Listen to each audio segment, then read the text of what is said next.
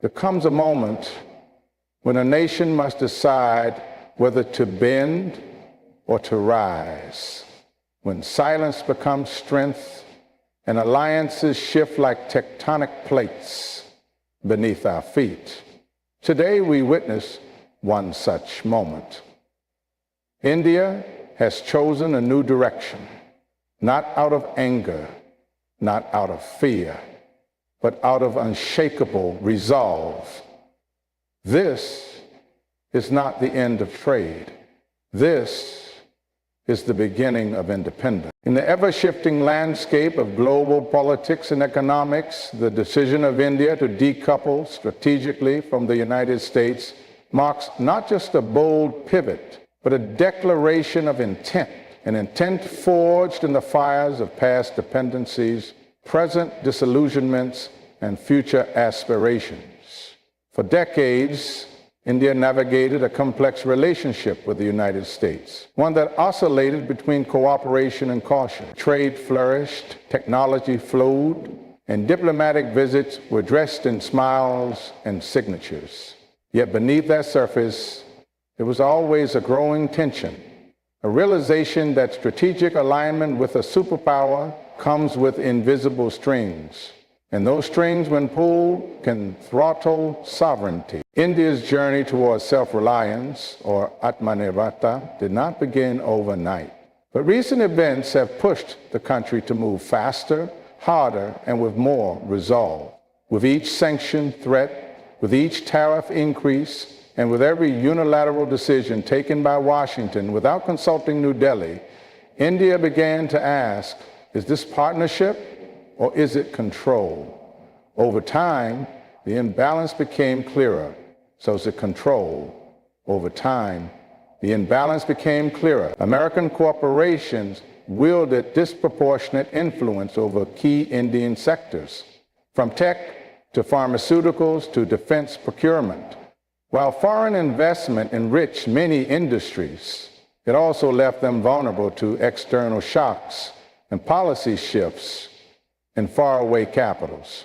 When India began to push back, tightening FDI norms, seeking to boost domestic manufacturing through schemes like PLI, production-linked incentives, and exploring alternative financial systems, it was met with resistance, not just from U.S. institutions, but from internal lobbies too, those who feared the wrath of a displeased Washington. Yet, India pressed on. Because strategic decoupling does not mean isolation. It means independence. It means choosing what's best for 1 billion people, not for a boardroom in Silicon Valley. In particular, for people, and like this decoupling became more urgent as geopolitical pressures mounted. Washington's increasingly transactional approach to foreign policy meant that even long-term partners were not spared scrutiny or punishment.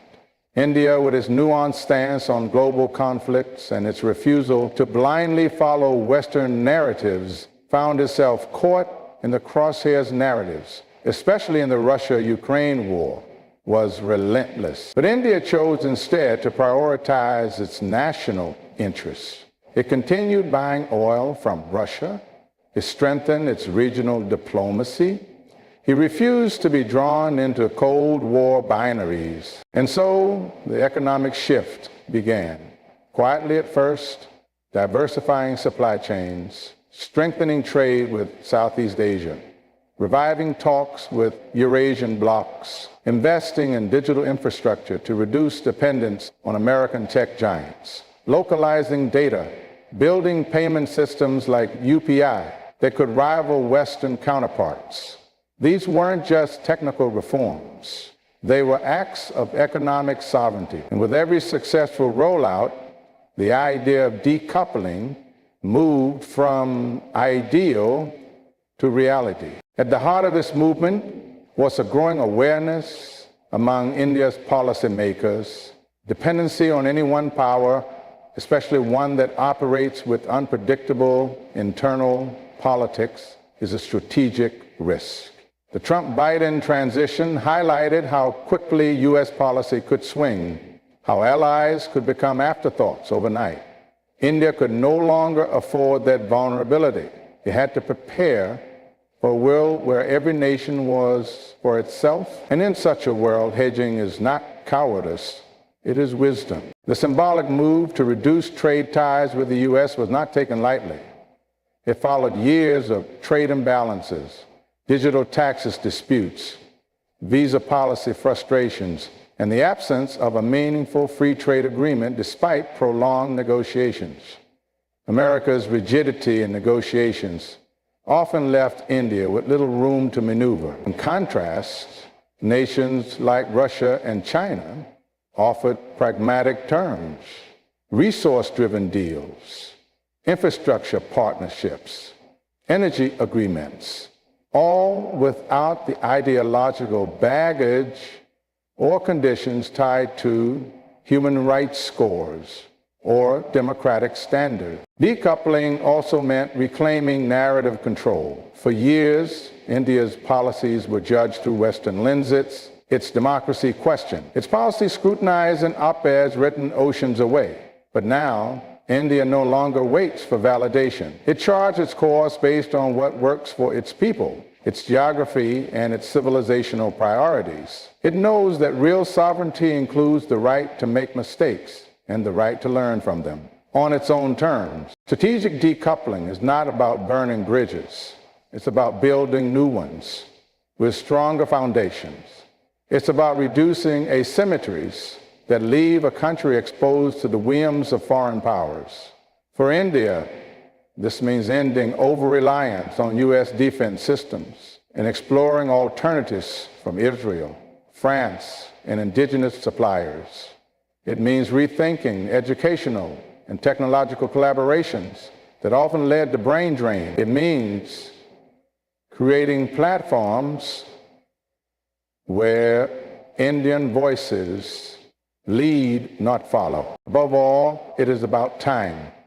The time has come for India to stop being seen merely as a market for weapons, for apps, for services, and instead be recognized as a strategic force in its own right. A nation of over 1 billion people should not have to negotiate from the back foot. It should not have to wait for trade scraps or policy carve-outs from the world's largest economy. It must stand firmly and unapologetically on its own. In the wake of its strategic decoupling from the United States, India has begun forging a new economic path, one that leans toward the east rather than the west. The shifting geopolitical winds have not only encouraged this pivot, but made it necessary. As trust eroded between New Delhi and Washington, doors began to open in Moscow and Beijing, not out of convenience, but out of shared strategic calculus. What once may have seemed unthinkable, a closer India, Russia, China economic triangle, is now emerging with quiet certainty. Russia, long a trusted partner, has become more essential than ever. With sanctions choking Moscow's trade routes to the West, the Kremlin turned to Asia, and India responded. Oil became the first currency of this bond.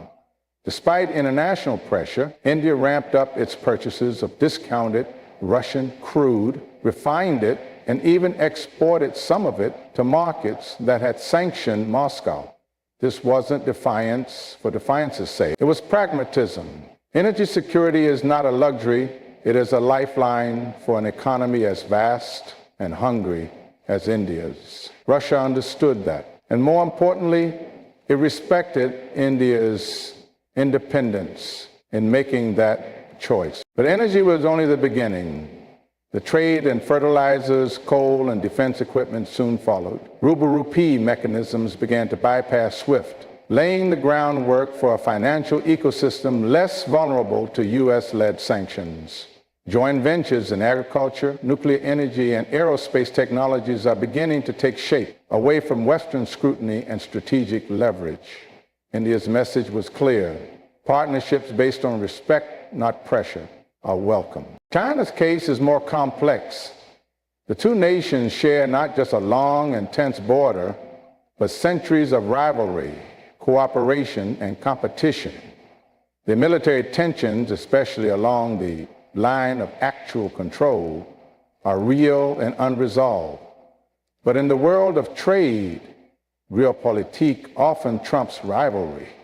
Despite political mistrust, China remains India's largest trading partner. And as Western economies become increasingly protectionist and polarized, there's been a renewed drive to manage competition while extracting economic gains.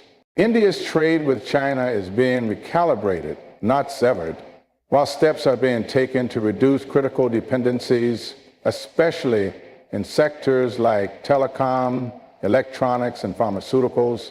India is also increasing imports of industrial machinery, solar modules, and rare earth materials that are key to its transition toward green energy. This pragmatic engagement reflects maturity, not contradiction. It reflects India's realization that economic strength lies in balance, not in blind loyalty to any bloc. Multilateral formats like BRICS are also playing a more pronounced role.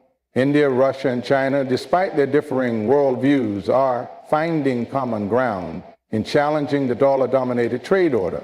The discussion around a BRICS currency or an alternative payment system isn't mere symbolism anymore. It's strategy, one that allows nations to trade freely without the constant threat of financial weaponization from the West. The push to settle trade in local currencies is slowly gaining traction, and India stands to benefit from being a key architect in this emerging architecture. Infrastructure development is another key domain. India's participation in the International North-South Transport Corridor, NISTC, a multimodal network connecting India to Central Asia, Russia, and beyond, has received renewed focus. By bypassing traditional Western-controlled shipping lanes, this corridor offers India not just trade efficiency, but strategic depth. Russia, isolated from Europe, needs new markets and partners. India, seeking autonomy and influence, needs alternative routes and alliances. The timing, however fragile, is opportune. Digital economy is yet another layer. Talks have already begun around cross-border payments, e-commerce, fintech, and cybersecurity protocols with Eurasian economies. India's UPI model and Russia's MII card system could someday be integrated or at least interoperable, giving consumers and businesses real alternatives to Visa, MasterCard, and Western payment infrastructure. These developments may still be in early stages, but they signal intent, and in geopolitics, intent shapes reality. Of course, this eastward shift is not without skepticism. Critics argue that aligning economically with authoritarian regimes like Russia and China may undermine India's democratic values or strategic independence. But India has shown time and again that engagement does not equal endorsement. It has engaged with the West without surrendering its autonomy, and it intends to do the same with the East. What is becoming increasingly evident is this. India no longer sees itself as a junior partner in the Western-dominated order. It envisions a multipolar world where New Delhi speaks for itself, negotiates on its own terms, and partners where its interests are met with mutual respect.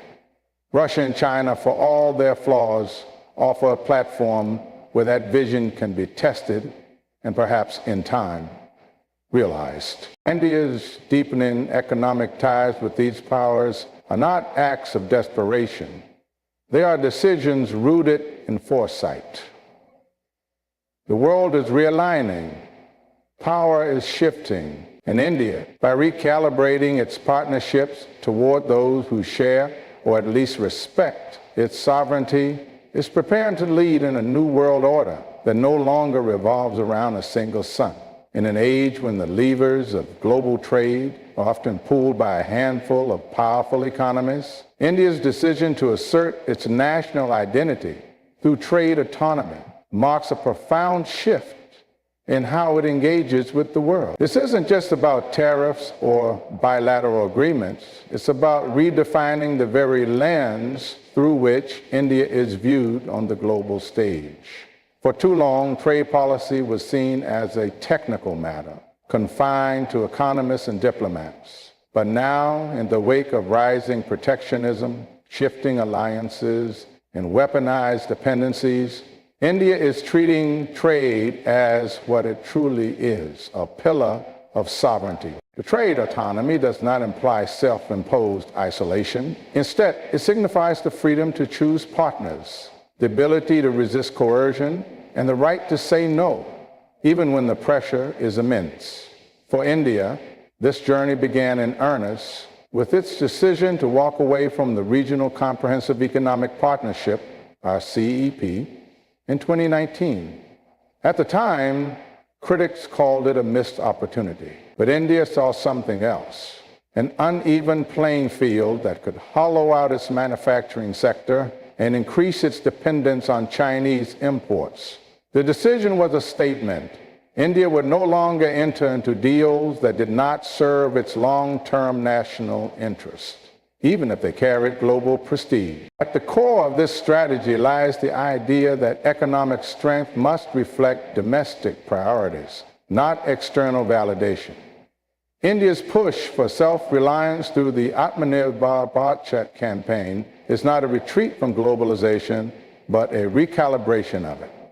It's a refusal to be defined by the demands of international corporations, credit rating agencies, or trade organizations that seldom account for the socio-economic complexity of a billion-strong democracy. The policies that followed, such as import substitution in key sectors, public procurement reforms favoring local industry, and digital infrastructure tailored for Indian conditions, are not just economic adjustments.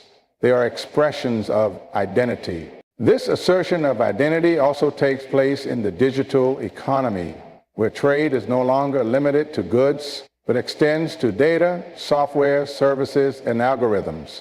India's decision to regulate foreign tech companies more strictly, impose data localization norms, and invest in indigenous alternatives like ONDC, Open Network for Digital Commerce, is rooted in the belief that control over digital trade is as important as control over physical borders. If data is the new oil, India refuses to let foreign platforms extract it unchecked and monopolize value creation. In agriculture, another sensitive sector, India has taken firm stands in global forums.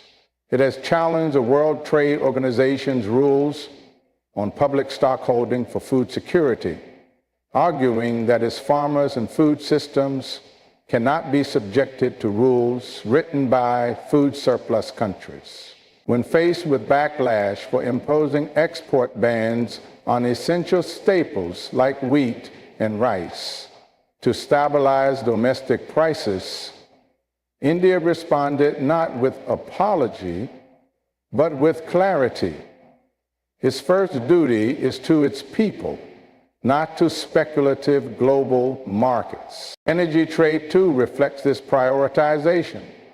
India's decision to diversify its energy basket, buying from Russia despite Western disapproval, investing in long-term gas deals with Middle Eastern partners, and aggressively expanding its renewable energy capacity, is rooted in a desire to avoid the fate of nations held hostage by global price shocks or supply bottlenecks.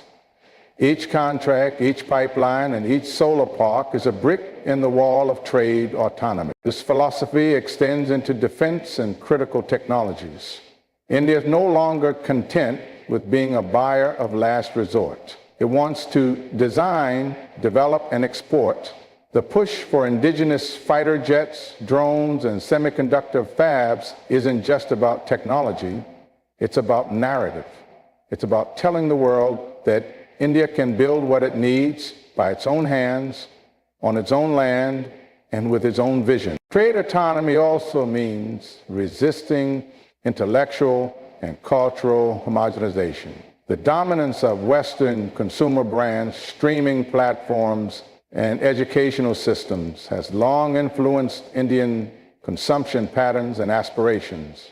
But there's a quiet resurgence of Indian-made brands, regional languages and tech platforms, local storytelling and OTT content, and research institutions aimed at solving distinctly Indian problems. These trends are subtle but powerful. They point to a future where trade doesn't dilute identity, it amplifies it. That is in asserting national identity through trade autonomy, India is also signaling something to the global South, that it is possible to engage with the world on your own terms, that development does not require dependency, that dignity is not a trade-off for investment. This makes India's path not just strategic, but symbolic. The world is beginning to take notice, not just of India's size of market potential, but of its refusal to be cornered or caricatured. Trade is no longer a matter of compliance or convenience. It is a mirror in which nations see who they are and what they stand for. And in that mirror, India is now seeing a reflection it recognizes, a reflection it can own, and one it's no longer willing to negotiate away. As the tectonic plates of global geopolitics shift, Asia has emerged as the true battleground of influence, resources, and ideology. And in this contest, India is no longer content with playing a balancing role between giants. It is stepping forward to redefine the very power dynamics of the region. For decades, Asia's political and economic gravity seemed to orbit around two poles: China's aggressive rise and America's pivot toward the Indo-Pacific. But now, a third force is rising, not through conquest, coercion, or dependence, but through strategic clarity, economic scale, and civilizational confidence. That force is India. India's geographic position has always made it central to Asia, yet its posture was historically restrained, focused inward, caught in legacy conflicts, or cautiously non-alike. But recent developments have forced a reawakening. The growing assertiveness of China, from the South China Sea to the Himalayan border, has pushed India to reconsider its role, not as a regional spectator, but as a counterbalance in the unreliability of Western alliances, often reactive, transactional, and filtered through Euro-Atlantic priorities, has exposed the limits of looking west for regional leadership. What India offers is not a replica of Chinese state capitalism or American military projection. It offers an alternative model of leadership, one rooted in pluralism, democratic stability, demographic depth, and decentralized innovation. In a region where authoritarianism is increasingly normalized and smaller nations are often forced to choose sides, India's emergence as a stable, independent pole gives other Asian nations room to breathe. It doesn't seek vassals or colonies. It seeks partnerships, equal, pragmatic, and principle-driven. This redefinition starts with trade corridors and connectivity.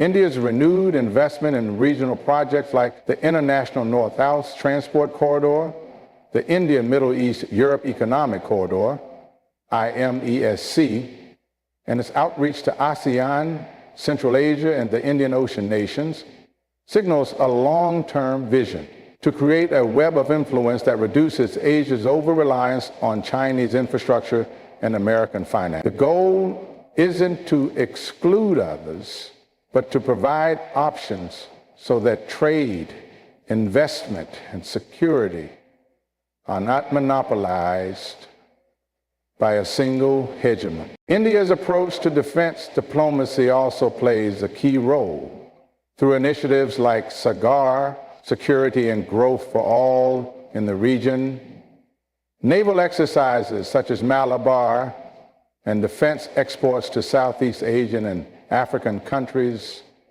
India is creating a security arc rooted in cooperation, not intimidation. It's maybe now the 5th largest in the world. It's increasingly active in patrolling choke points like the Strait of Malacca and the Gulf of Aden, ensuring open sea lanes, not just for itself, but for all nations that depend on them. Beyond hardware imports, India's soft power has quietly become one of its strongest tools in reshaping Asia. From Bollywood to yoga, from higher education to digital innovation, India's cultural and intellectual exports offer a vision of Asian modernity that is both rooted and open.